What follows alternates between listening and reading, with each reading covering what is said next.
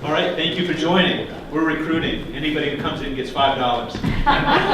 Go let the world know. So this is what happens at conferences when you're in the last session. But I have recruited 3 extremely willing participants, and we're gonna kill it up here for you. Okay, we're gonna show you and teach you things, and you're gonna go outside and say, "Oh my God, did you have any idea what family-run businesses are all about?"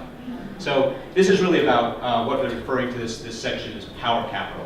And I think it is really important to understand this because I think in the American context, there's lots of money that comes through the multinationals. It's a different system, a different way for capital go to market. But outside, and particularly in developing markets, the route to wealth has been through family-run businesses and conglomerates or state-run enterprises, depending on the market.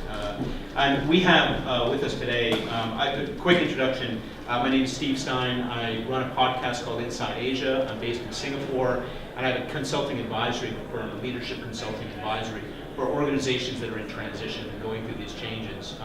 So my interest is trying to understand these changes, and family-run is a big part of that.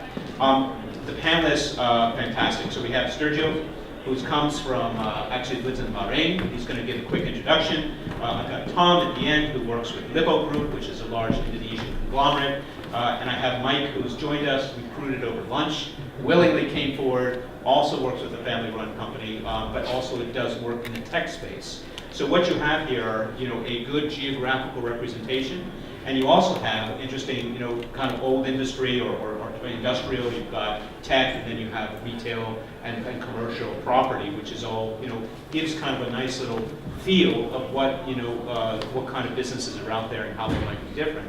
So as a starting point, we've got, 27 minutes and 40 seconds. So let's just see what we can do. We're gonna give you a power engagement. So Sergio, if you start off, give everybody just 2 minutes on what you do and a little bit about your work. Sure, thanks, Steve.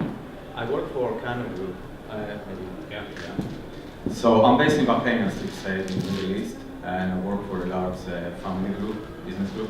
Most of the businesses in the Middle East are family-oriented, and they all start from family business. There are 6 major countries: Bahrain, Saudi, Emirates, Kuwait, Qatar, and Oman. So they usually start with trading. That's how the group started in the 1890s. It's been around for 128 years now.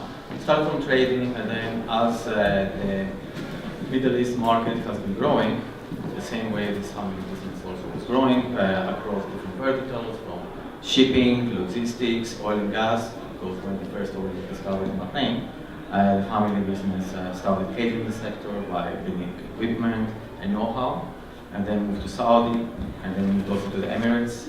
And so I'm heading the investment department, which is a large group, a large portfolio of private equity and listed equities that we managed in the past 2 years to diversify across other asset classes and do investments directly when it's in the region, or indirectly when it's global, because we need to have the resources in order to go direct.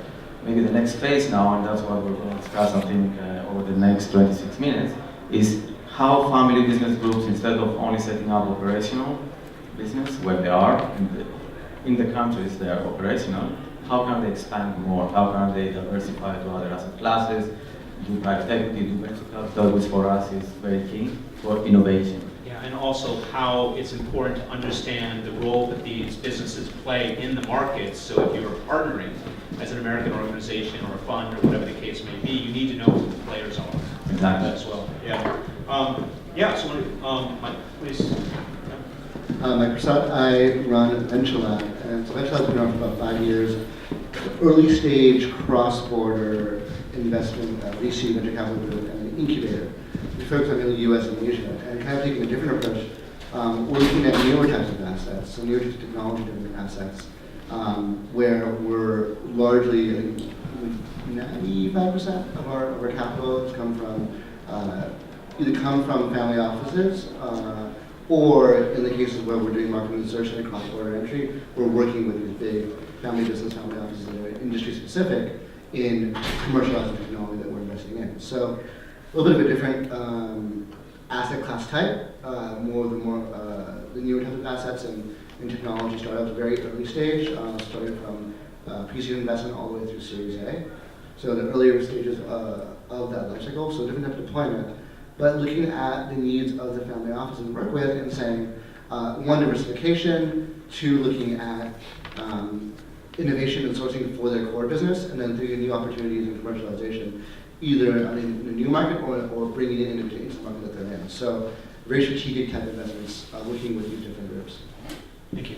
Tom, a little bit different, whereas these two guys are dealing with managing investments and money on behalf of the families, whether it's family funds or a single family or whatever the case may be.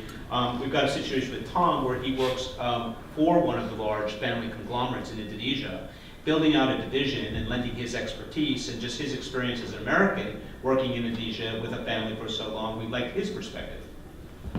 Hi, good afternoon. So, last name is Malail, and I'm not an employee of Lippo Group. Not an employee. No. I was an employee, and Michael Riotti was on the agenda today. Michael and I were MBA classmates at UCLA, and I was the CEO of Lippo Malls Indonesia. Moved back here 3 years ago. But Michael and I are still friends, and I know lots of the family members. So, one thing about Asia I think we know is, traditionally, let's say the employer-employee relationship in the U.S. is very straightforward. I think in Asia, with a lot of business groups, and in the Middle East, relationships are very important. So, I've worked with Lippo as an employee and externally, and so I'll just talk about my experience that way. Yeah, that's great. That's great. And why don't we just so that gives you kind of a flavor of the different exposures that individuals have had to some of these extremely important partners that exist in the world outside the U.S. Let's talk a little bit about some of the the thought processes. With the family you're with.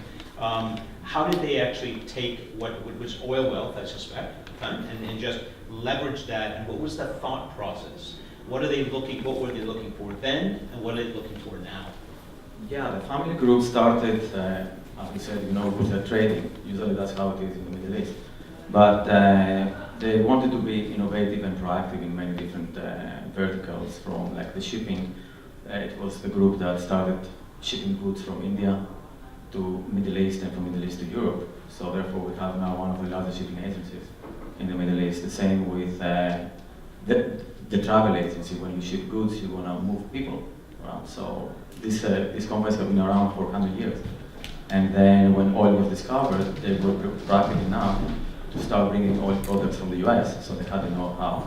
The group has been innovative for about, all its life. And now we are in a phase that the economy in the Middle East has been diversifying since 2005, I would say, where it cannot only be oil-driven, because all the other sectors, even shipping, is driven and highly correlated by the oil prices. When there is high oil price, all the governments are generating more money, so there is more activity and the budgets are much higher. Therefore, there is economic activity. Now you see from Saudi to Bahrain to the Emirates, they want to diversify the economies more. You see Dubai has diversified a lot through different sectors. So that's what we want to do as a group too. The thought process is, okay, what's next? We have done very well over this past 130 years. Technology is a key factor that we need to take into consideration in order to keep being innovative. That's why we started looking now at new sectors. We're looking at healthcare. We never look at healthcare. Healthcare education is vital for the Middle East if they want, for the next generations. So we need to diversify more. Maybe we will exit some of the sectors we are. Maybe logistics, we need to take it to a different level, because with technology now you can do much more. It's not only physical. And so the thought process is such. We're sitting down, and we think, how can we do it? Can we do it on our own, or do we need partners?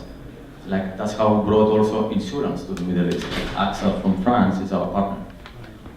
So you can get the feeling that many of these family-run businesses, these conglomerates, have emerged over time. Sometimes it was concessions, sometimes it was land rights, sometimes it was just political connections. So they started out with some advantage. And many of them, frankly, around the world have been relatively conservative. Michael Riotti this morning said 30 years in Indonesia before they even thought about going into Hong Kong. And when they did, they joined with one of the biggest Hong Kong family-backed businesses that knew the turf. But there is this growing interest and enthusiasm for spreading out and going beyond what they know, which is a good example. This brings us to technology, and Mike, I think fascinating, because the great connector, the great thing that kind of brings markets and organizations together, synthesizes, allows for cross-border, is technology. And that's a lot of what you're focused on. Could you explain what it took to convince families that this is the way to go? And then, how do you feel like that's actually consistent with the framework of what they're trying to do from an investment perspective? Yeah, I think convincing them it depends. So if you have a family who's usually in a single industry that has a lot of wealth, and they're realizing that they're falling behind, then they're seeking the technology, and they're looking at new solutions specific to them, and it's an easy conversation to have.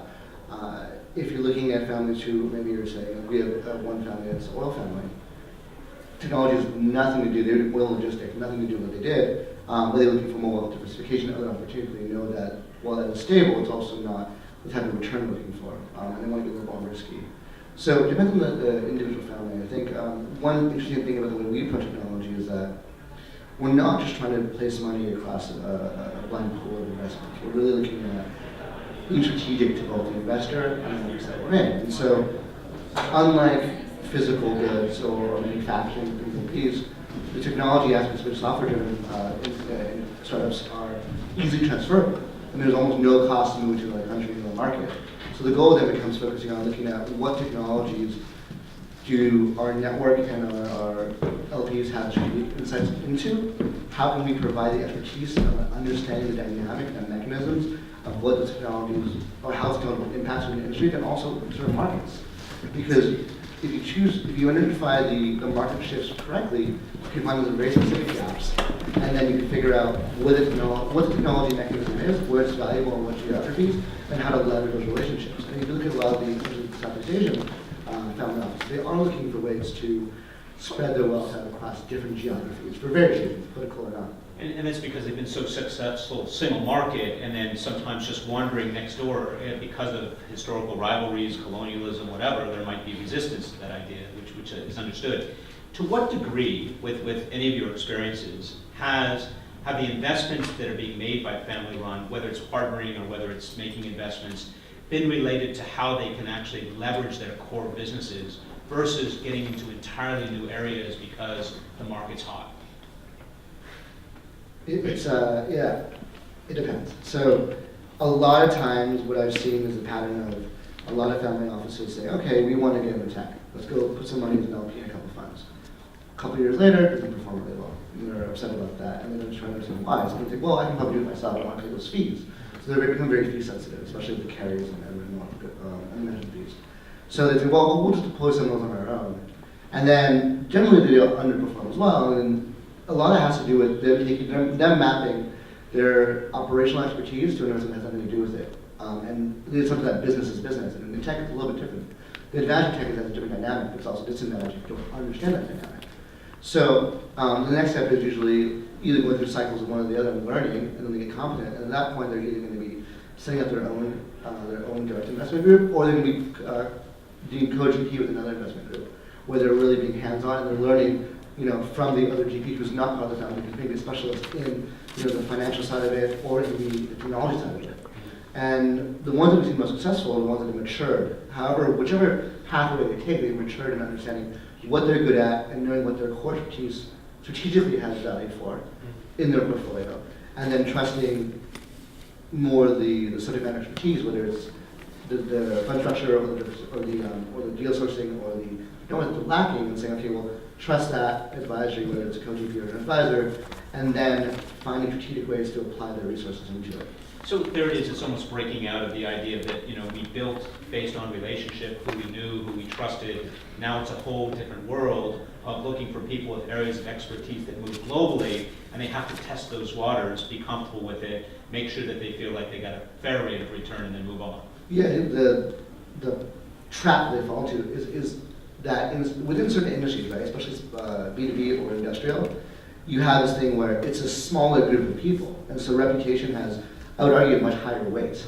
Because if it's a small supply chain and someone has a bad reputation, it's going to ruin their business, and there's more consequences to being disreputable. When it comes to venture, it's more of a little more number game, but it's also a different environment, right? your costs are lower, your cost of failure is lower, but it also means that reputation has a little bit, like relationship only will drive you to choose from a pool of opportunities that may not be optimal, and they're limiting in a sense, and that ends up leading to bad investment decisions. Okay, great. Tom, how would you respond? I mean, the Riyadis and seeing how they operated and building from their core businesses, how did they evolve, and what are some of your observations? I think one book that'd be really valuable for the audience to read, Michael's grandfather is ethnic Chinese. Well, they're all ethnic Chinese. They're from Fujian province. And he wrote a book, autobiography called My Life, Mokhtar Riyadi, and it kind of goes through all his business stories, including like when they went to Hong Kong, Pak Mokhtar went to Li Ka-shing, asked for his permission to buy the building. And the stories that Li Ka-shing allowed him to.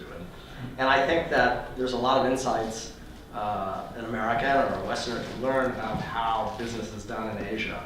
And humility and relationship building. So I think that book is really valuable because you can see different stories, even including, something I was involved with, the U.S. Bank Tower in downtown Los Angeles and how that came to fruition. So I think that would be worthwhile reading. And in a lot of Southeast Asian countries, the Chinese are a minority group.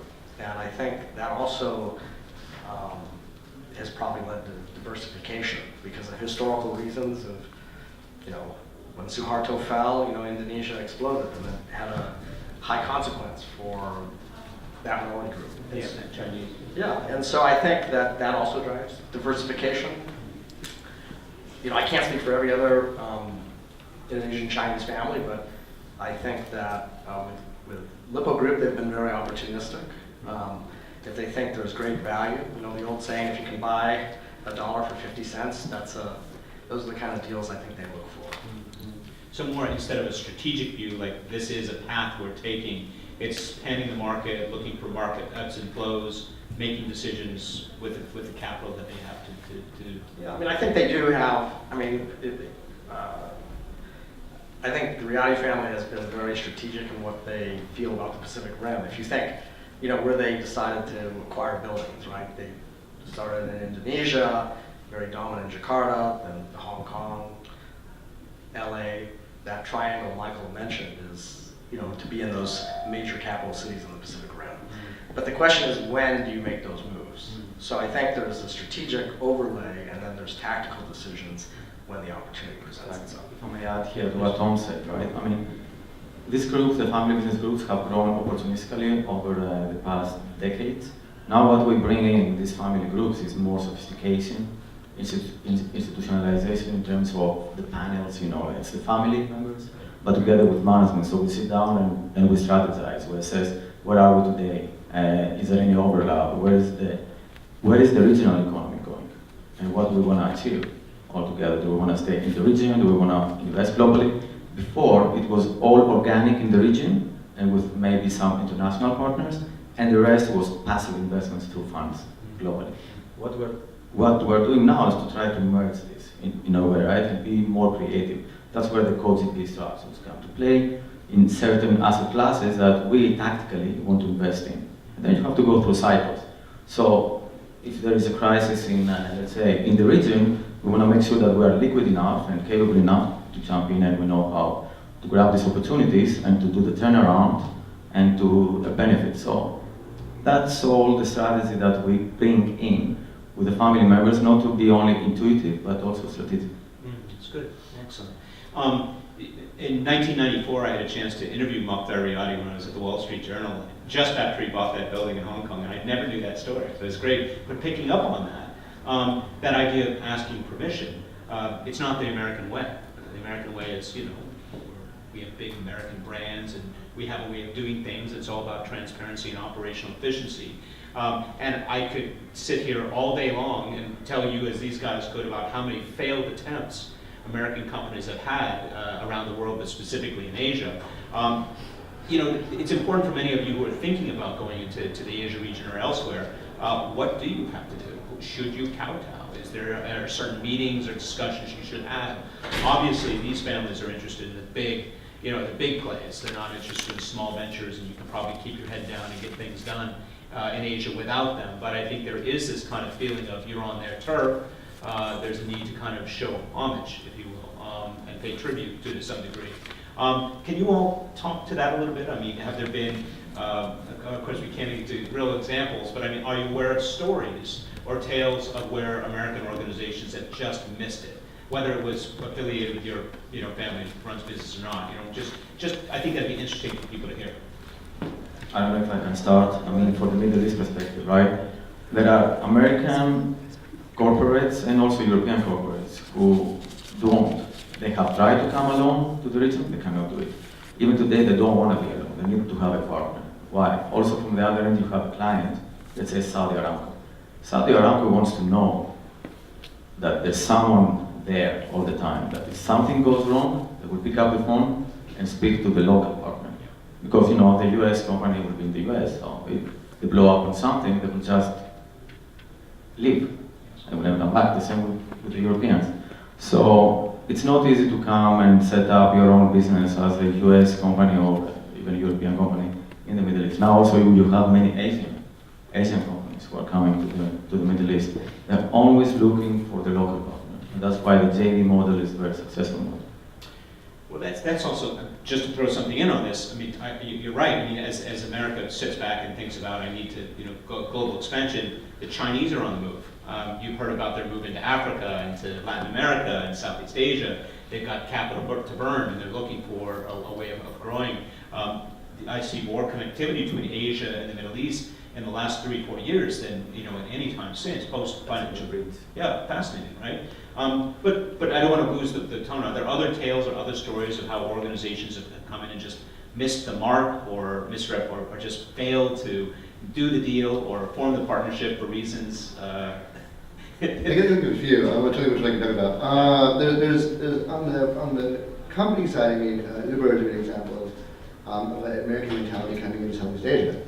And that's a great example. Yeah, and they came in there and they took on money, and I actually personally interacted with some of their country managers for each country, and they brought that American mentality, being very aggressive and being just really irreverent to the organizations that were native to that region or that country, and not only that, they were irreverent to the way of life of the infrastructure that existed already. So, two quick examples. One is looking at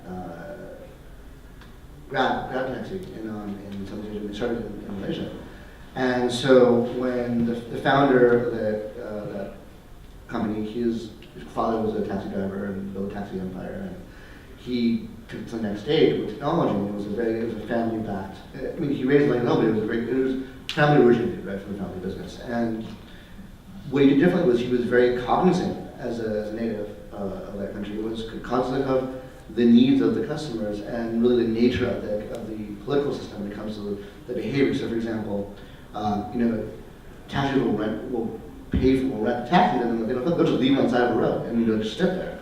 And they don't have the phones that they need to use to be able to do Uber and stuff like that. So he built their own system. And he also did something that was interesting into the behavior, where he built a feature where if you're a female in Malaysia, you can tag your location to your friend and let them know when you arrive safely. So all of a sudden they became the preferred transportation for females in the country over taxis. Another example with both Singapore and Japan, there's a really big transportation already over there. So the value proposition to that market for Uber to come in and displace or supplement something that doesn't exist, there is none because it exists. It's there, it's easy, it's cheap. And so the usage there is largely failed.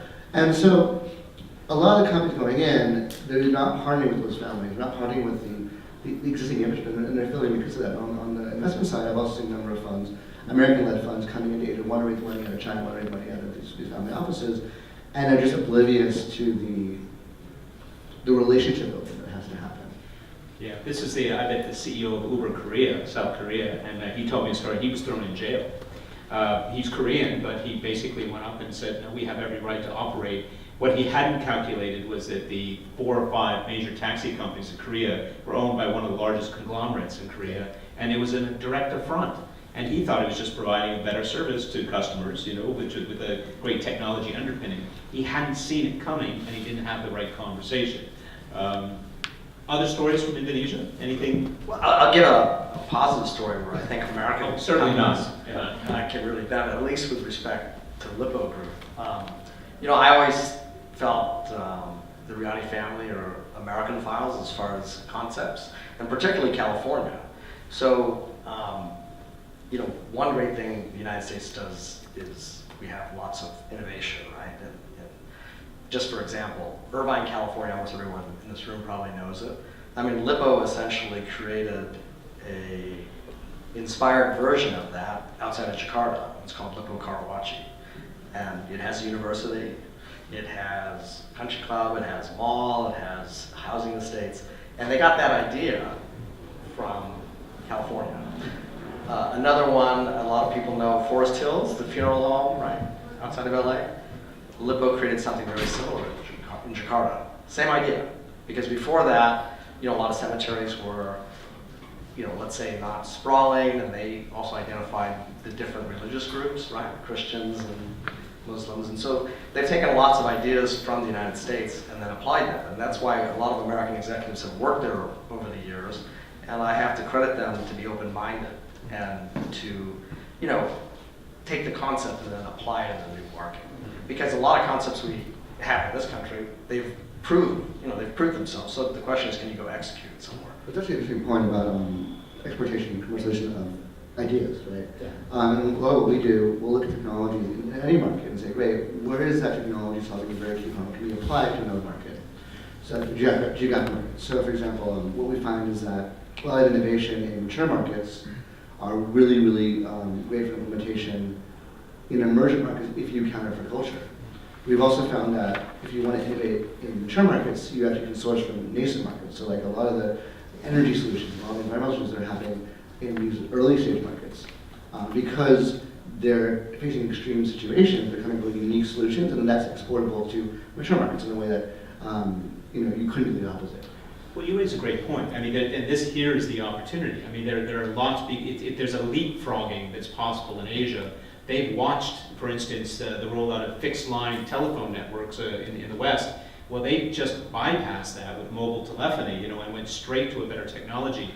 The Asian markets are incredibly adept and nimble in taking, Western technologies, U.S.-based, silicon-based technologies, and making them, just tweaking them and making them fly. So if you are in the tech space, any of you, and you do wonder, where can I play? It's the application of those technologies or partnering to basically create a cultural versioning of it, which actually solves a problem which may not even be the original idea that the software or the technology was designed for. Well, we're at scale. I mean, the classic example is WeChat. They originally copied Facebook when they went mobile first, and they integrated the payments and all the stuff that Facebook's doing now in Messenger is just a copy of WeChat, whereas it originated the other way around. But there was a bigger need and a lack of solution and a bigger reward to that solution, which is mobile payments and centralized communication, mobile first applications that presents on a much scale in China, and therefore there was more reason to innovate in a unique way to solve that problem. And you get a little bit of stagnation in some of the more mature markets. Okay. Yeah, please. Just one more example, talking about Uber, right? Many times Uber is a reference for internationalization, and if they are adaptive enough or not. There's another company based in Dubai called Karim, which is like Uber of the Middle East. So when Uber came in, Karim was there. It was a small company still. But Karim was much more successful because they had two features that Uber did not have. The scheduling. Why? Because in Dubai, for example, that's a very large city spread out. And sometimes you might wait for 20 minutes when you call the Uber. It's not very congested. So Uber had actually copied this feature from Karim, and they have it globally. Yeah, in Saudi, people don't use, or they did not use too much credit card. So Karim had the feature of the cash. So you always have to be adaptive. That's why you need local partners sometimes in the Middle East to share with you the norms, how you have to do business. Look at that, you brought it back to families and partners, well done. And that's the point. You can see the parallels here, is that, they can help you identify and guide you towards what's going to work in the market in ways that you can't do through any market research report or trying to go it alone. So I'm aware that we're about out of time, but I do want to take any questions. Does anybody have any questions, burning issues? I actually have a kind of a comment and maybe a question about turning the comment that you made about disruption and partner, when you're a US company and you do have a disruptive technology, I think one of the things we find, even in the US, when we're going to be disrupting the status quo, you really cannot find an easy partnership because the status quo companies are all developed and they're in the market, they own the space, you're going in there kind of wanting to undermine them, right? Yeah. So God I think forbid. in Asia too, what I found is that you have a lot of these sort of established entities that are very solid, and it's very hard in Asia and even in the Middle East. And so how do you go about this as a US company? You're almost kind of like an enemy entering a zone that is not so comfortable, and partnership with your enemy. Yeah. So I think one of our portfolio companies had a very competitive technology in the US. It was successful, a lot of AI learning that was bleeding edge here. We brought them to Japan and went to the biggest performance agency that was doing basically the same thing they did, but whereas the company here was technology and they were using it. And we went to the number one biggest company and said, hey, we have technology we think it's going to be very beneficial to the market. That company ended up being a huge partner in launching in the country. They did it because the specific dynamics in the situation were beneficial in the sense that America had refined out the AI and the performance technologies more than any other market, yet the spend value was much higher in the Japan market. Compared to that company's competitive into the Japan market, no one had refined the technology out. And so we came to them with the ultimate weapon for the market, essentially. And so in any market that we've seen, whether it's Japan or Singapore or China or Indonesia especially, there's usually 3 or 4 players that are fighting for turf. And what we'll find is that if one isn't willing to play, the other one thinks it's an advantage over the previous one, one of them will play. And we've done that in the Philippines, we've done it in Indonesia, in Japan, and in Southeast Asia as a whole. Yeah, and also if you look at some of the industries that the family-run companies are in, they're traditional businesses. Manufacturing, for instance. Well, what's the hottest thing happening in manufacturing? Robotics. And you're seeing this right now, where as labor costs rise, they're just displacing, not with other people or necessarily going to cheaper markets. They're upgrading. So there's an opportunity for organizations that are leading edge in robotics to go and get involved. If the Taiwanese and the Chinese don't beat them to it. The caveat is that none of this information that we were able to get to then understand the positioning came from a one-to-one meeting, from like a formal meeting. It came from building a network, talking relationships, and going drinking with them, and just like learning what they were up to before we even presented our solution, right? Getting a lay of the land. Who were the major players in the industry? What's the positioning to each other? And then figuring out who the right partner would be, and most likely to work with us. And by the way, drinking means different things in different places. In Korea, it's okay, and in Bahrain, I don't know. How do they feel about that? It's okay. It's okay. Behind closed doors. Yeah, please. I have a question. So some of the family businesses, they are able to sustain from generation to generation and still maintain their value and the vision of the family. While some companies just, once the family members have passed on, they cannot sustain. What is that secret or that that companies have that the others don't have? Well, I can probably talk to that a little bit. Yeah. So Michael's the 3rd generation, right? So he's got kids now that are 10 or 11, so I'll be the 4th, because Mokhtar was the founder, essentially built it from zero, right? I think he started with a bike shop. And I won't say it's about the Riyadi family, but I think that any Asian business family, it can be a little bit like a soap opera, so it's not as clean as everyone may appear it to be. But I think there's a lot of installation about duty and loyalty and education. One thing I noticed, a lot of Asian business families, it's a great way for an American to potentially get opportunities. Almost all of them have been educated in the US. So look at your alma maters, and if there's some business group, there might be a high likelihood that you're a fellow alum. And I think, as far as how they keep that consistency, there are challenges, but usually in each generation there's a successor who's identified. And the Kanu family is now on the 9th generation, right? So there are 8 generations behind, and they managed to be always.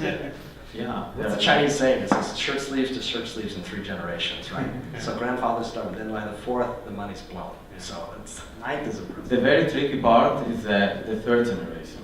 usually, right? If you make it through the third, you will make it. Yeah. Because then- That's actually true. Yeah, it's like the sons or the daughters, maybe from the fathers they learn.